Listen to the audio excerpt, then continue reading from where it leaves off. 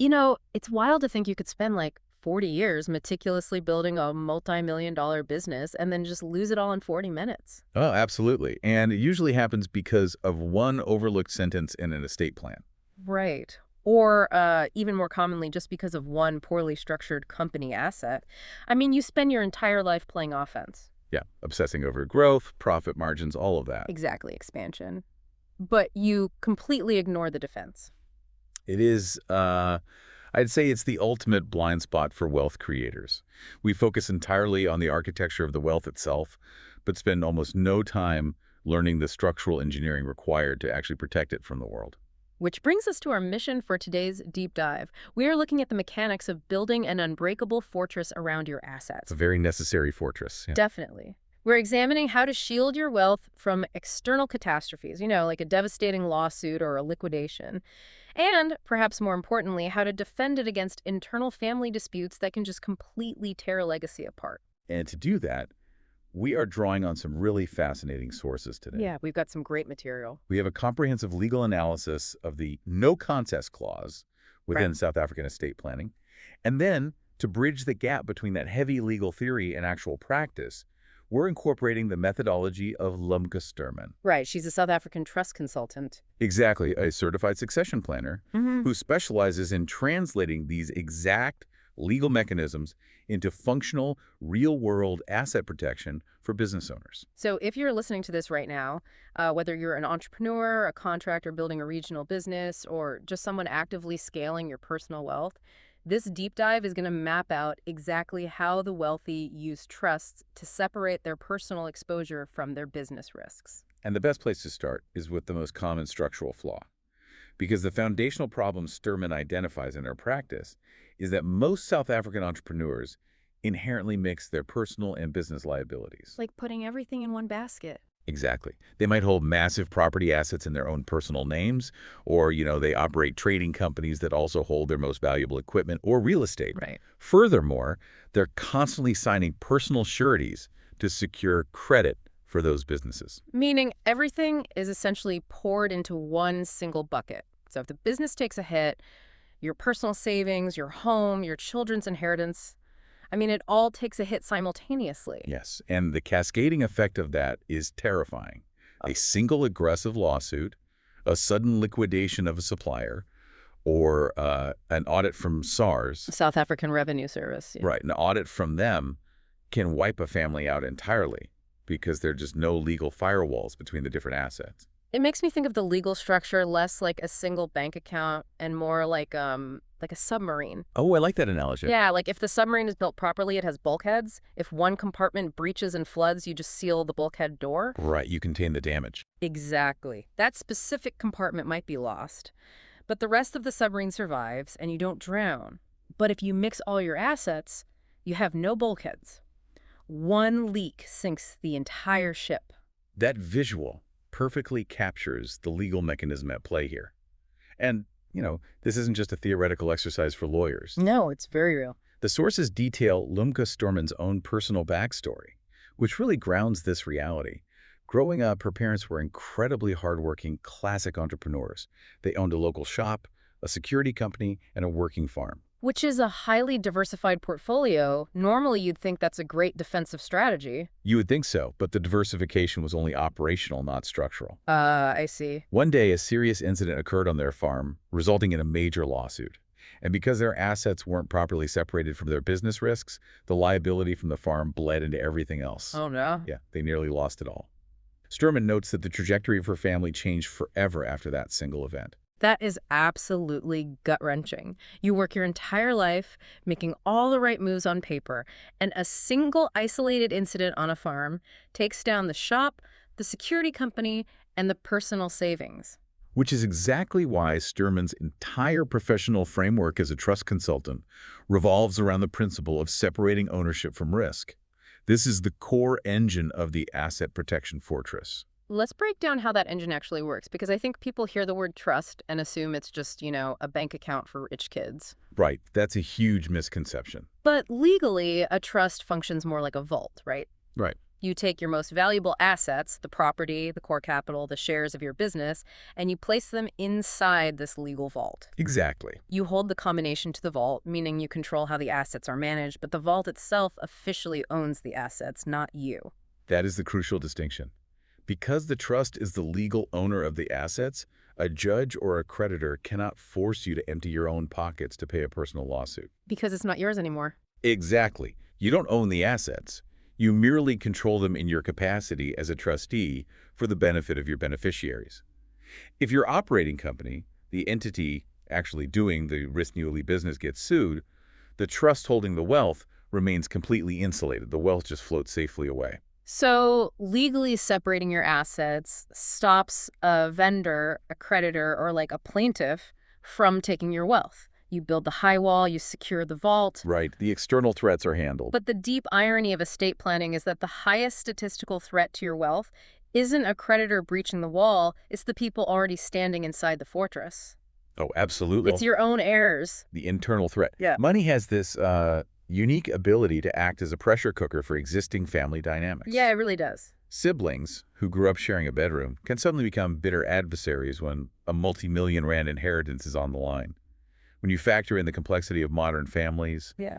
second marriages, blended families, estranged children, the inherent tension is incredibly high. Which raises the million-dollar question. How do you stop your own family from burning the fortress down from the inside through endless litigation? Well, you utilize a very specific, incredibly potent legal tool known as the no contest clause. Okay. In legal circles, it's often referred to as an interiorum clause or a forfeiture clause. In terrorem, translating literally to in fear or as a warning. That sounds like a legal threat. It is entirely designed to be a threat. A no contest clause is a provision embedded deep within your trust deed or your last will and testament that actively penalizes any beneficiary who challenges the document or disputes the distributions it specifies. And what's the penalty? The penalty isn't a slap on the wrist, it's complete and total forfeiture. If you challenge the estate plan, you lose your entire inheritance. Wow. So it forces a brutal psychological calculation. The sources refer to this as the arithmetic of deterrence, and looking at the math, it's fascinating. It really is. Let's say you're a beneficiary, right? You're slated to inherit a guaranteed R2 million from your family's trust. But looking at the distribution, you notice your sibling received assets worth R5 million. Which happens all the time. Right. You feel slighted. You think it's fundamentally unfair. A scenario that plays out in the state attorney's offices every single day. So, without a no contest clause, human nature takes over. You might just decide to sue the estate to demand an equal share. Naturally. If you lose the lawsuit, sure, you don't get the extra R3 million, but you still get to keep your original R2 million. It's essentially a free roll of the dice minus whatever you pay your lawyers. Exactly. But with a no contest clause, the arithmetic flips. You aren't just risking legal fees. If you sue the estate and lose, or in some strict interpretations, even if your lawsuit simply triggers the clause, you lose your guaranteed R2 million completely. You walk away with nothing. And that, risking certain inheritance for uncertain gain, stops the vast majority of frivolous litigation before the paperwork is even filed. It's powerful. The deterrence factor is vital for all wealth creators. But the sources emphasize that this is critically important for business owners because of the inherent valuation problem. And I imagine that deterrence is especially crucial for private businesses because you can't just check a stock ticker to see what a family hardware store or regional logistics company is worth. No, not at all. Valuations for private entities are entirely subjective. You have to factor in minority discounts, future earnings multipliers, market conditions. Two highly qualified accountants can look at the exact same company and arrive at wildly different valuations, which is like a perfect recipe for siblings to go to war. You've pinpointed the exact friction point. Let's look at the case of Harold Richardson from the source material. Okay, yeah. Harold spent 40 years building a very successful manufacturing business. When doing his estate planning, he attempted to be as fair as possible. He left the company's shares to his son, Michael, who'd been working in the business alongside him for a decade. Makes sense. To balance this, he gave his two daughters, Sarah and Emma, investment properties of equivalent value based on a formal accountant's appraisal. And let me guess. The moment Harold was gone, the daughters looked at the manufacturing business, decided the accountant's appraisal was way too low, and figured Michael got a massive sweetheart deal. You nailed it. That subjective valuation became a battleground. The daughters genuinely believed the business was undervalued and that Michael was walking away with the lion's share of the family wealth. So they sued. So they contested the estate plan. Because Harold's trust lacked a robust no-contest clause, the daughters had absolutely nothing to lose by tying the estate up in court. The end result. The siblings spent 3 years and our $1.5 million in legal fees just fighting over the valuation methodology. Our 1.5 million literally set on fire. Capital that was meant to build the next generation's wealth just transferred directly to litigation attorneys. Furthermore, it permanently fractured their relationship. If Harold had included a carefully drafted no-contest clause, Sarah and Emma would have been forced to look at the investment properties they were guaranteed to receive and make a choice. Right. Accept the distribution as Harold structured it, or risk losing the real estate entirely. The clause forces acceptance, even when a beneficiary harbors doubts about perfect equality. While the tactical advantage of that is clear, I have to ask, does this actually hold up in a real courtroom? It's a fair question. Because if I'm a judge, enforcing a clause that strips someone of an inheritance just because they asked a legal question seems incredibly harsh. Is this a bluff, or do South African courts actually enforce these forfeiture clauses? It is definitively not a bluff. South African courts generally recognize and heavily enforce these clauses based on a foundational legal concept known as testamentary freedom. The idea that whoever built the wealth has the ultimate, unchecked right to decide exactly how it gets dispersed? Yes. The courts view it as your absolute right to dispose of your assets as you see fit, and you have the equal right to attach conditions to those bequests. If a beneficiary breaches the condition you set, the court will enforce the forfeiture. No exceptions. It is applied very strictly. The sources cite a case where a daughter challenged her father's will because she genuinely, in good faith, believed he was suffering from dementia and lacked the mental capacity to sign the document. Okay, that sounds reasonable. She challenged it, she lost the medical argument, and the court enforced the forfeiture anyway. Yeah. Her good intentions provided no protection against the clause. That is intense, but surely there has to be a legal ceiling to that enforcement. What if the document is literally forged? You can't use a forged document's no contest clause to protect the forged document itself, right? Right. Does the clause protect a criminal? That is the major exception. South African courts will not enforce a no contest clause if doing so would protect outright fraud or undue influence in the actual creation of the document. The law will not allow a wrongdoer to use the clause as a shield for their own illegal acts. The sources bring up the Richard Bennett estate to illustrate this, which is a textbook example of elder abuse. It really is. Richard was elderly, suffering from severe illness, and his living caregiver, a woman named Sarah, slowly isolated him from his 3 children. Awful. Over time, she coerced him into entirely rewriting his will to leave his entire estate to her, completely disinheriting his own kids. And knowing there would be fallout, she ensured a strict no-contest clause was baked into the new document. But because the children were completely disinherited, they challenged it anyway, alleging fraud. Exactly. The court reviewed the evidence, recognized the textbook undue influence, and threw the entire will out. Because the will was invalid, the no contest clause dissolved with it, so the courts aren't blind to bad faith actors. Exactly. The fraud exception is robust. But wait, looking at that Richard Bennett case highlights a massive structural flaw in the logic of the no contest clause. Oh. If the entire arithmetic of deterrence relies on a beneficiary being terrified of losing their guaranteed inheritance, what happens if the starting number is 0? Oh, yes. If I have a deeply estranged son and I leave him absolutely nothing in my trust, he has literally 0 to lose. He can just sue the trust anyway, knowing the worst-case scenario is that he still has nothing. The deterrence completely evaporates. You've independently arrived at what estate attorneys call the standing issue. It is the single biggest loophole in this area of law. It makes sense. You cannot forfeit what you do not have. If you leave a disruptive family member nothing, a no contest clause has 0 practical, psychological, or legal effect on them. They can tie your trustees up in court for half a decade with absolute impunity. So how does an architect of one of these fortresses solve that? You can't just hope the estranged child decides to play nice. This is where elite estate planners employ something called the nominal bequest strategy. And from a psychological game theory perspective, it is brilliant. You manufacture something for them to lose. Walk me through the mechanics of that. Like, how does that actually work? Let's look at the Victoria Harrison case study. Victoria had amassed a significant fortune and wanted to leave the bulk of it to various charities. She had one estranged son, Peter, and she was adamant that he received nothing. Okay, a pretty standard situation. Her trust consultant stepped in and advised against a zero-rand bequest. They explained that leaving Peter nothing gave him nothing to lose, making a lawsuit highly probable. So instead of zero, Victoria left Peter exactly R200,000. That is fascinating. You're essentially artificially raising the stakes for him. Precisely. And she explicitly tied the no contest clause to that specific R200,000. When Victoria passed away, Peter immediately went to a litigation attorney to contest the charitable donation. Of course he did. But his legal counsel had to explain the math to him. If you challenge this estate plan and you lose the case, you forfeit the R200,000. It vanishes. Wow. Suddenly, Peter wasn't fighting from a position of having nothing to lose.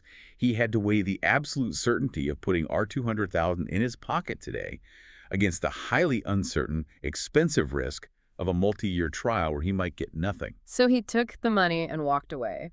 No lawsuit, no years of stress for the trustees. It's incredibly effective. You're basically paying a highly calculated, preemptive settlement to protect the integrity of the broader fortress. Exactly. But zooming out from the legal tactics for a second, I have to admit, employing these strategies feels incredibly cold. You're looking at the emotional toll. Exactly. These legal maneuvers are tactically genius, but enforcing them in reality sounds like a family nightmare. You might win the legal battle and perfectly execute the trust distributions, but you destroy the family culture in the process. It's a real risk. If you force an heir to swallow a distribution they feel is deeply unfair by dangling a financial guillotine over their head, they're going to resent you. And they're going to resent their siblings forever. What you're describing is the resentment risk, and it is the shadow side of asset protection. The sources contrast two different outcomes that highlight this dichotomy perfectly. Let's hear them. First, consider Jennifer Harrison. Her father passed the family business entirely to her brothers and left her a much smaller, liquid cash bequest.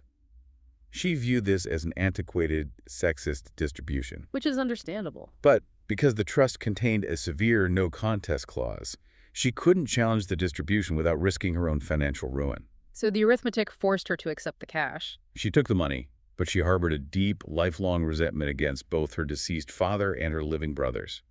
The legal structure worked flawlessly, the assets transferred exactly as intended, but the family itself was essentially poisoned by this unexpressed grievance. They stopped speaking. Right. The fortress held, but everyone inside stopped talking to each other. Contrast that with the other example in the sources, Edward Douglas.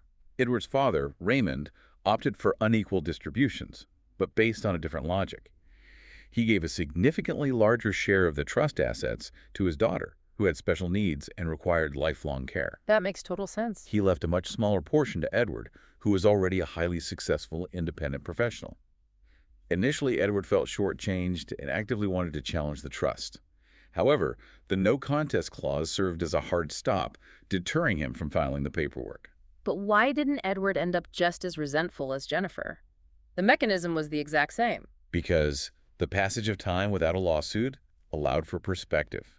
A decade later, Edward publicly acknowledged that challenging the trust would have been a catastrophic mistake. Yeah, he accepted the distribution, remained an active, loving part of his family, and his special needs sister received the uninterrupted financial support she required. In Edward's case, the no contest clause actually preserved his relationship with his siblings. That's a beautiful way to look at it. It prevented a fleeting moment of anger from escalating into a public adversarial courtroom battle that they could never walk back from. Litigation inherently destroys families. The clause prevented the litigation from ever starting. That distinction is vital for you as the listener. The goal isn't just to win a hypothetical court case. The goal is to design an outcome where the family survives the wealth transfer. Exactly. So how do we systematically achieve the Edward Douglas outcome instead of the Jennifer Harrison outcome? How do we neutralize that resentment trap? The consensus among succession planners is that a no contest clause should never, under any circumstances, operate in a vacuum. It must be paired with extreme, transparent communication. Which makes sense. If you're going to utilize the authority of the trust to treat your beneficiaries unequally, you have a moral obligation to explain why you're doing it. Because you can't just drop a legal bomb from beyond the grave and expect everyone to silently agree with your logic. Without context, unequal distribution just feels like punishment.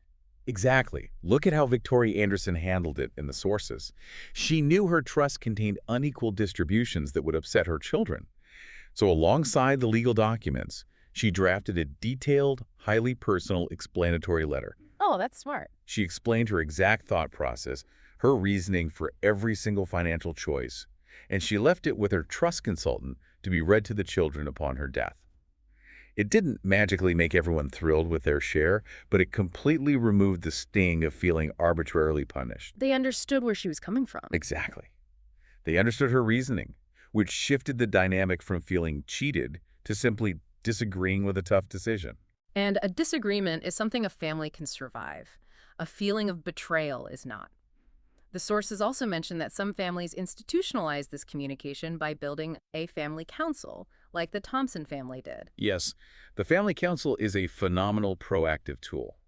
It is essentially a governance structure where the beneficiaries meet quarterly or annually with the independent trustees. Like a board meeting for the family. Exactly.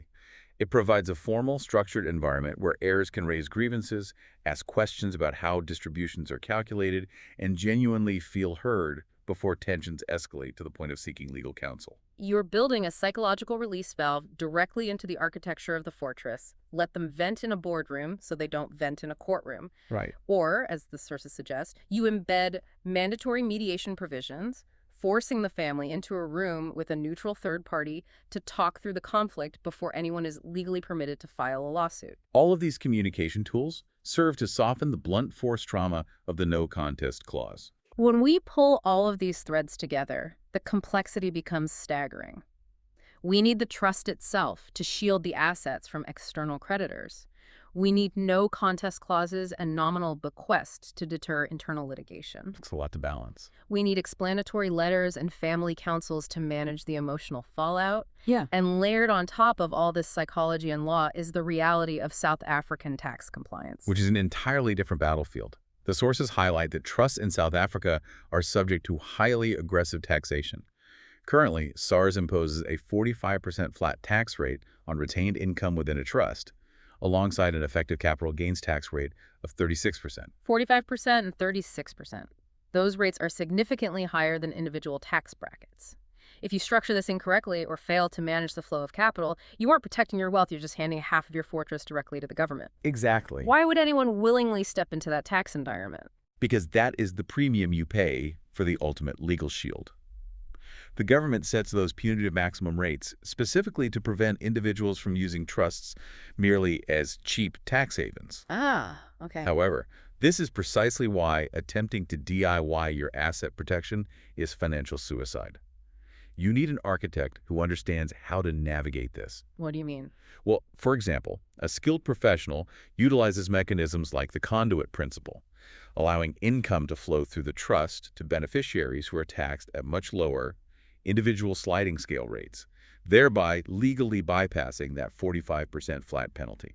Navigating the conduit principle, managing family dynamics, ensuring the trust deed legally separates your risk. This is exactly why the sources lean so heavily on the methodology of professionals like Limca Sturman. It's not something you do on a Sunday afternoon. No, definitely not. She isn't just printing out a boilerplate legal template. She's custom designing a holistic asset protection fortress that complies with both the law and the tax code. And South African law is incredibly strict on how these entities must be governed.